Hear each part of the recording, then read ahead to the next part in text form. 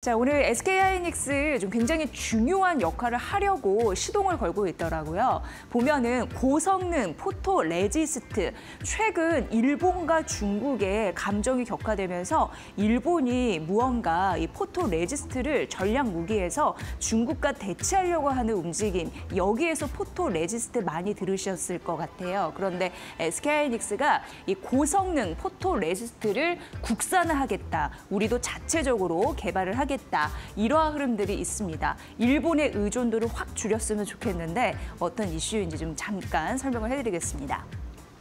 EUV는 이제 극자외선이에요. 그리고 PR은 포토 레지스트의 약자다라고 보시면 될 것 같습니다. 왜 반도체의 이제 웨이퍼에 빛에 뭔가 반응할 수 있는 물질, 소재를 쫙 발라놓는 거예요.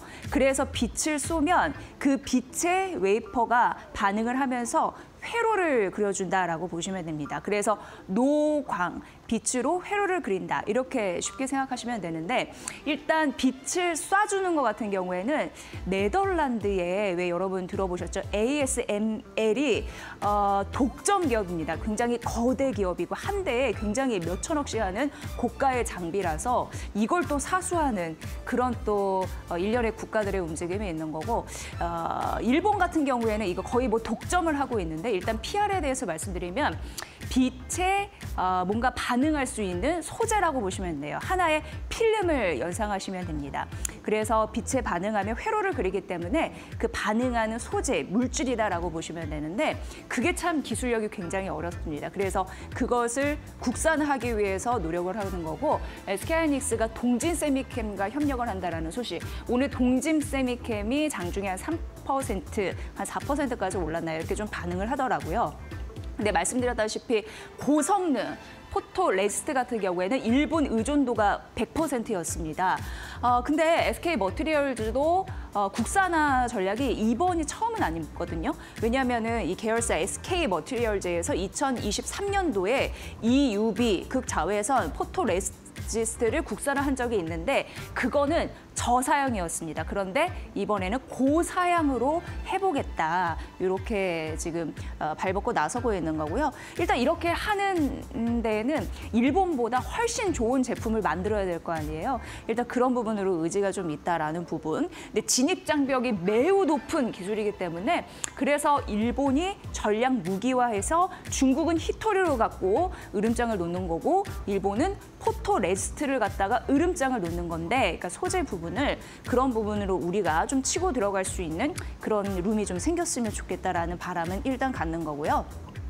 근데 이게 저성능 말고 고성능 PR이 중요한 이유가 있습니다. PR은 이제 포토 레지스트라고 보시면 되고, D램, EUV, 극자외선 레이어 수요가 늘고 있는데, 첨단화 될수록, 그리고 수요가 많아질수록 이제 회로 기판, 이런 부분, 회로가 더 많아질 수 있는, 층이 더 많아진다, 이렇게 복잡해진다, 이런 이미지를 생각하시면 되고요.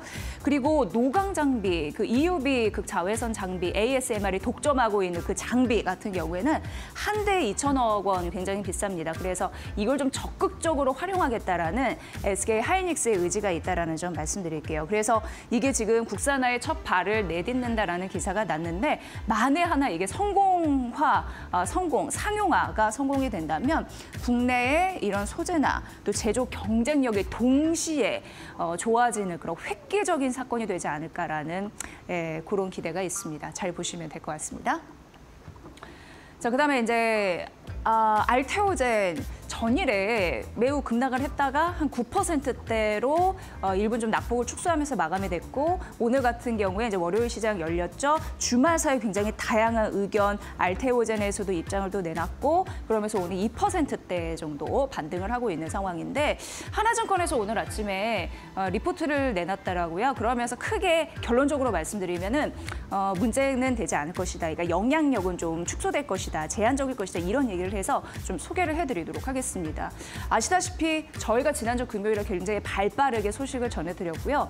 독일에서 어떻게 보면 머크의 경쟁사라고 할 수 있는 할로자임이 키투르다 SC, 이거는 피하 주사 쪽입니다. 정맥 주사 말고 그 SC 판매 금지 가처분을 인용했다라는 건데, 이제 가처분 인용을 모르시는 분들 계시더라고요. 그러니까 판결이 너무 오래 지속되니까 재판을 하면은 그 전에 임시로 뭐 판매를 중지시켜버려라 뭐 이렇게 하면서 미리 이렇게 좀 시간을 당기면서 이렇게 인용을 하는, 처분을 하는 그런 걸 가처분 인용이라고 보시면 되는데요.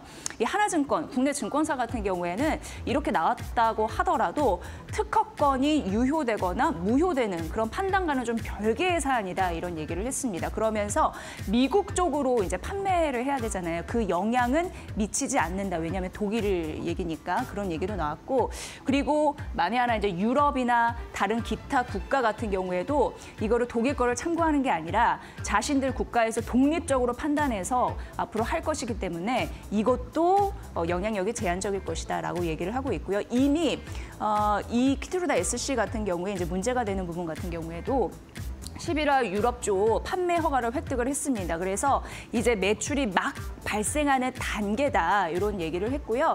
그러니까 독일만의 문제이다라는 얘기이죠.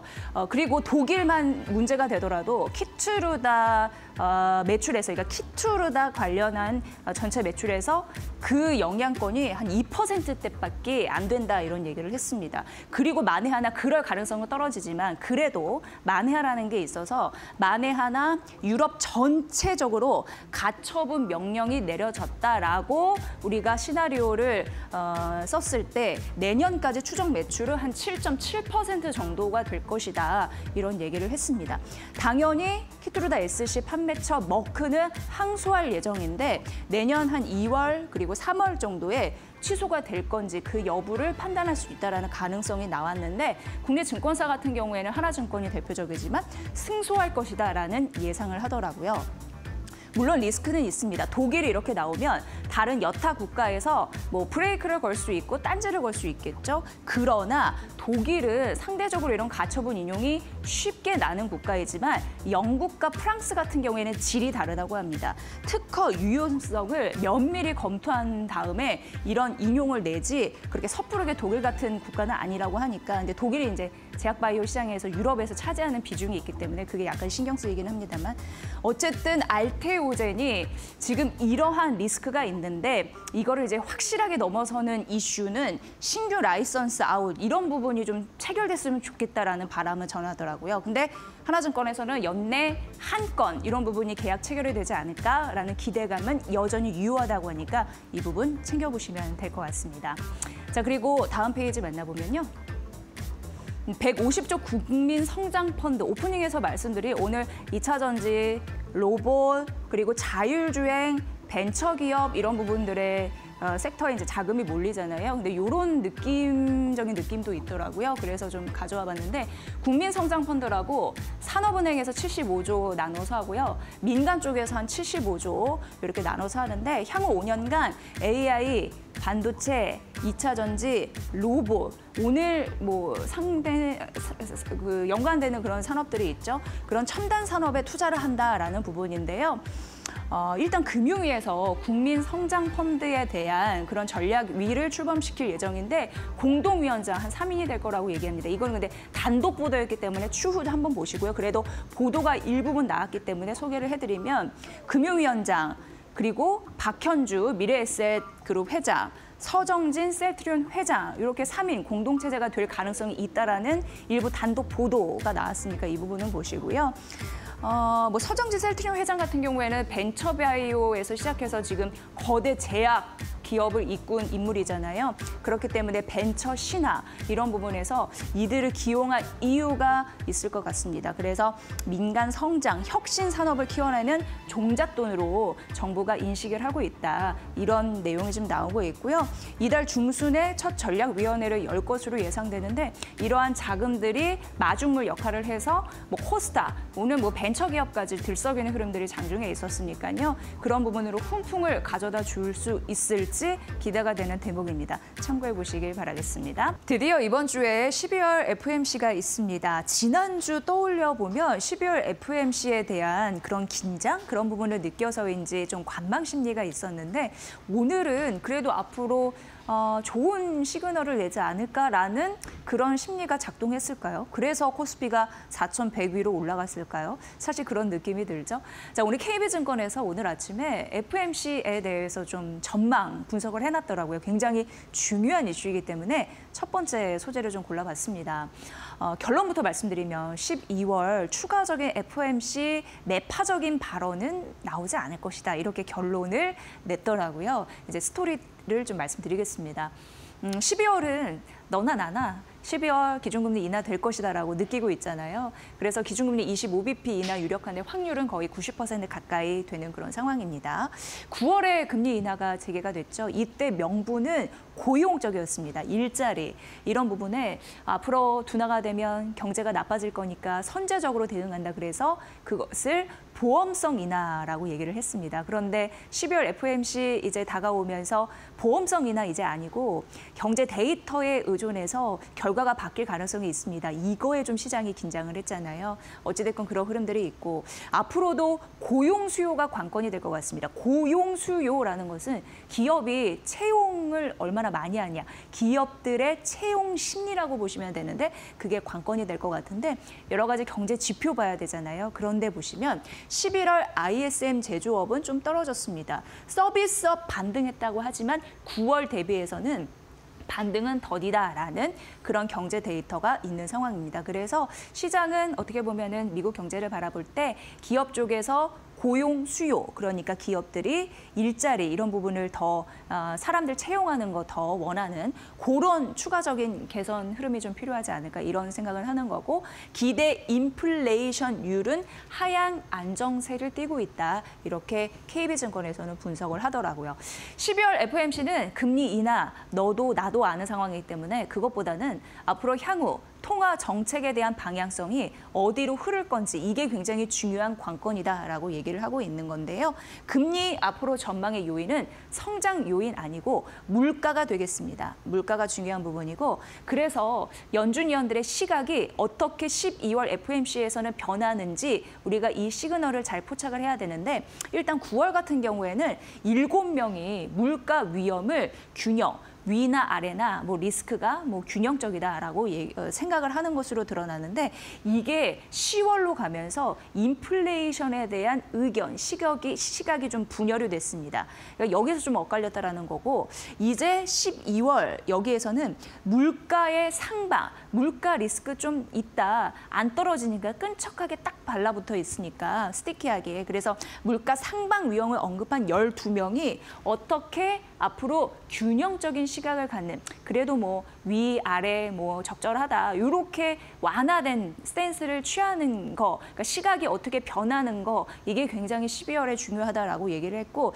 여기서 만약 12월 FOMC에서 2명 정도 이상이 물가 리스크 뭐 균형을 잡아가고 있다라고 인식을 한다면 연준 매파적인 스탠스 꺾이면서 내년 금리 경로는 완화적인 부분 신호를 보일 것이다라고 얘기를 했으니까 이 부분 보시고요.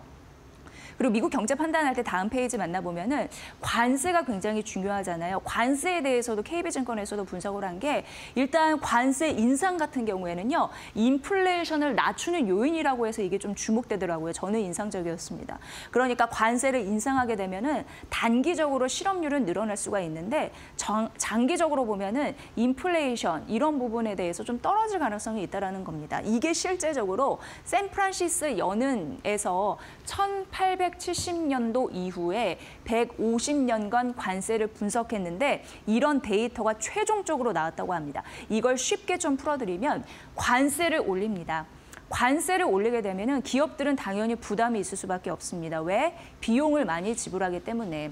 그러면 기업 쪽에서 비용을 많이 지불하면 당연히 총액을 써야 되니까 사람 쓰는 데 일을 확 줄일 수가 있죠. 그런 비용을 줄일 수가 있죠. 그래서 채용을 안 할 수가 있습니다. 채용을 안 한다는 건 실업률이 높아지는 거죠. 사람들의 일자리가 줄어드니까.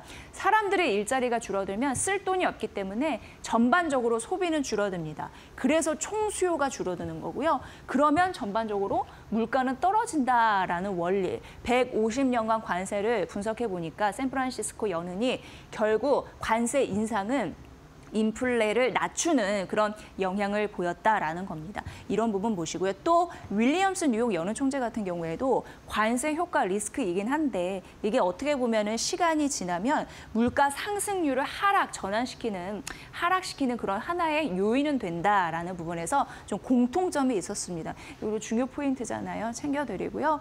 일단 2026년 이제 얼마 남지 않았습니다. 금리 전망의 밴드가 한 3.25에서 3.5%입니다. 그런데 12월 FOMC 지나도 이 밴드, 이게 낮아질 가능성은 많진 않습니다. 그럼에도 불구하고 세부 의견은 완화 의견이 나올 가능성이 있다라는 데에서 12월 FOMC 매파 기조가 더 강해지지는 않을 것이다라는 게 KB증권의 임재균 팀장, 저희 한번 또 나와주신 적이 있죠. 그 의견이었으니까 이 부분 참고해 보시면 될 것 같습니다. 자, 그리고 하나증권에서 굉장히 중요한 그 종목들을 골랐더라고요. 그런데 결론부터 말씀드리면 하이 퀄리티 지수로 이루어진 기업들을 픽해야 된다는 얘기를 했습니다. 그래서 하이 퀄리티 지수 구성 기업이 뭔데? 라고 생각하실까 봐 그거 먼저 좀 언급을 해드리면 효율이 좋은 그런 기업입니다. 그러니까 어떻게 보면은 자산 있고 부채 있잖아요. 자산에서 빚을 다 없앤 그런 자본보다 매출이 증가하는 기업, 그리고 수익을 잘 내는 기업. 왜냐하면 제품 같은 데에 뭐 원재료가 비싸건 뭐 관세 이슈가 있건 간에 제품 가격에 전가를 하면서 이익 증가율을 좀 높일 수 있는 기업. 그리고 FCF라고 해서 현금 흐름 있거든요. 주머니 이렇게 두둑한 기업들, 잉여 현금 기업들. 이런 기업들이 하이 퀄리티 기업이다. 이런 얘기를 드리겠습니다. 지금 12월 앞서서 말씀드린 대로 금리 인하 기대가 뭐 거의 굉장히 높다라는 부분인데 그러면 경제 성장에 대한 기대도 같이 올라가기 마련이거든요. 실제로 3분기부터 내년 2분기까지, 그러니까 내년 상반기까지 어떻게 보면은 투자 주동형 성장 전망 이런 부분도 예측이 되고 있는 상황입니다. 그래서 GDP 한 2%대를 유지할 가능성 이런 부분은 언급되고 있는 거고요. 그런데 우리가 여기서 진짜 살펴볼 부분이 있는 게 미국 10년물 국채 금리를 보니까 금리는 인하될 것이라는 기대가 있는데 여전히 높습니다.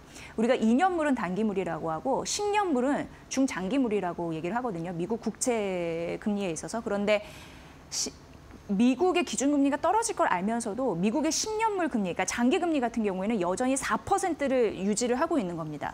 이게 실질금리 상승 영향을 미치고 있다라고 파악할 수 있습니다. 근데 우리가 또 살펴볼 게 장단기 금리차가 있습니다. 이것은 앞서서 말씀드린 대로 10년짜리와 2년짜리를 얘기를 하는 건데 그 차를 비교하는 건데요.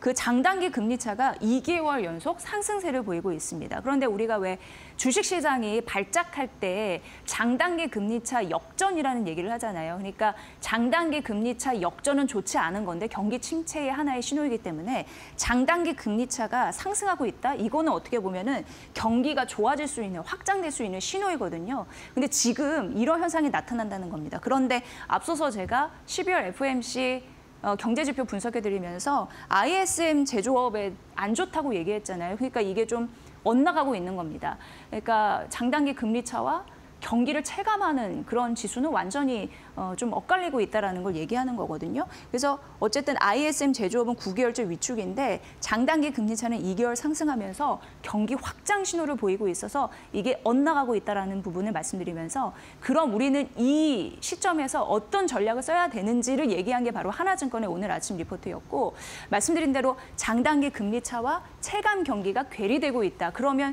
이러할 때에 어떤 시나리오로 우리가 투자를 해야 되냐, 그거를 이제 보면은 장단기 금리 차가 상승했을 때, 그러니까 역전돼서 경기 침체 신호가 아니라 경기의 확장에 대한 신호가 나왔을 때 S&P 500에서 최강 수익률을 많이 거뒀던 섹터는 하이 퀄리티, 말씀드린 하이 퀄리티 기업이었다고 합니다. 그래서 2015년 이후 연 환산 수익률이 10%로 성장주 S&P 500 지수보다 훨씬 높았습니다. 그래서 지금은 결론적으로 성장주 아니고요. 하이 퀄리티 기업입니다라고 하나증권은 얘기하는 거고요. 그리고 이 부분이 굉장히 중요한데 지금 장단기 금리 차는 2개월 연속 상승하고 있다라고 했잖아요. 그런데 ISM 제조업 지수는 내려가고 있다라고 얘기했잖아요. 이 국면에서 하이 퀄리티 기업이 연수익이 6.4%로 S&P 성장주, S&P나 성장주 대비해서 훨씬, 왜냐하면 성장주는 1.8%였는데 하이 퀄리티 연수익은 6%여서 굉장히 갭이 큽니다. 그래서 결국 우리는 장단기 금리차 올라가는 상황에서 제조업 위축되고 있으니까 하이 퀄리티 기업을 봐야 된다. 이런 논리였습니다.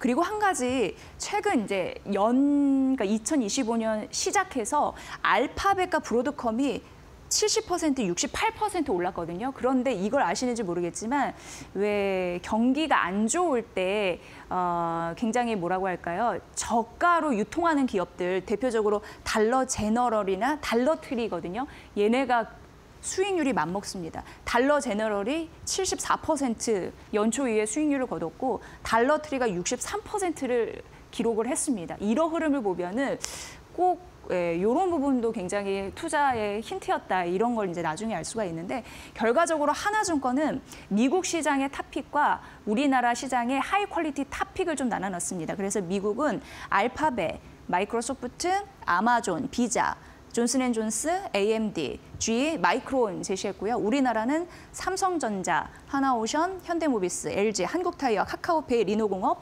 로보티즈, 로봇주까지 담았으니까 요건 꼭 챙기시면서 장세에 대응하시길 바랄게요. 그리고 한 가지, 성장주 지금 아니라고 얘기를 했잖아요. 하나증권에서. 그런데 성장주를 봐야 될 타이밍도 제시를 했습니다. 그건 뭐냐면 장단기 금리차가 올라가는 상황에서 IS 국면 지금 떨어지잖아요. 그런데 ISM 제조업 지수 이런 게 올라가는 국면이었을 때는 성장주로 갈아타라라고 얘기를 했습니다. 그래서 결론적으로 하나증권은 지금은 성장주보다 하이 퀄리티 기업이다라는 전략이니까 참고해 보십시오.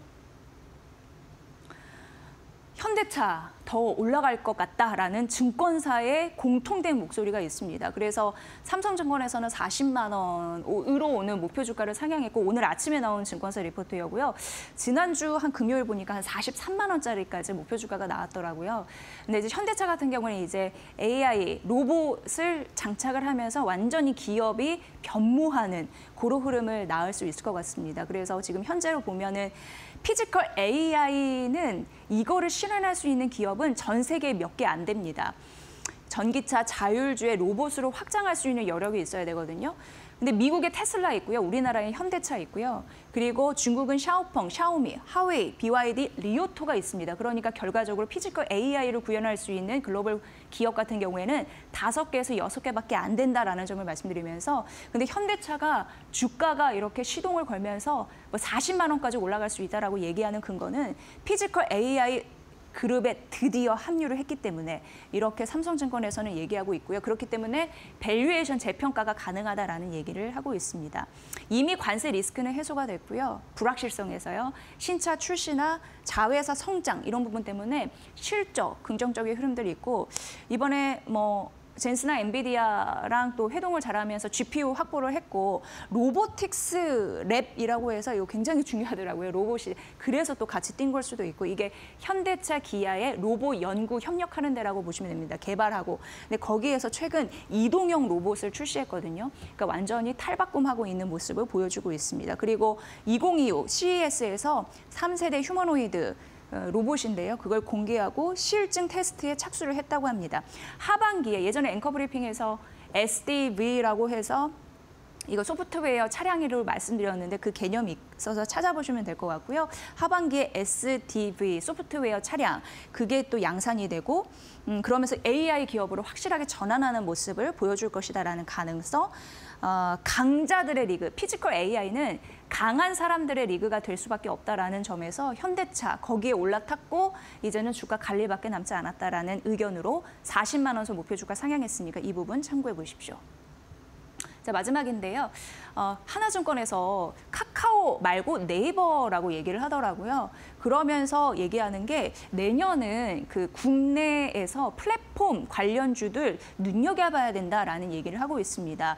통합 AI 에이전트라고 해서 뭐 정보 주고 그것을 또 잘 골라주고 예약까지 해주는 그런 일련의 서비스, 그런 것들이 가능한 게 네이버, 카카오, 쿠팡 정도인데 이 버티컬 서비스 내재화라고 해서 맞춤형 서비스라고 보시면 되거든요. 고도화된, 전문화된 그런 부분이 사실 글로벌과 차별화되는 우리의 강점이다라고 얘기를 하고 있습니다. 그래서 네이버 같은 경우에는 1분기 쇼핑 에이전트, 2분기 AI 탭, 그리고 통합 에이전트를 출시한다라는 부분에서 강력하다라고 얘기를 했고 카카오는 10월 오픈 AI를 탑재했지만 영향은 별반? 이렇게 좀 생각하더라고요.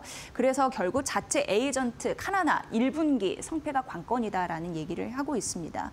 지금 오픈 AI와 구글의 전쟁이 뭐 시작되면서 여러 가지 말이 있는 상황인데 내년은 그록, 그리고 메타, 아마존 이런 부분이 다시 또 재경쟁을 하면서 굉장히 복잡한 그런 경쟁 구도가 나타날 수 있습니다.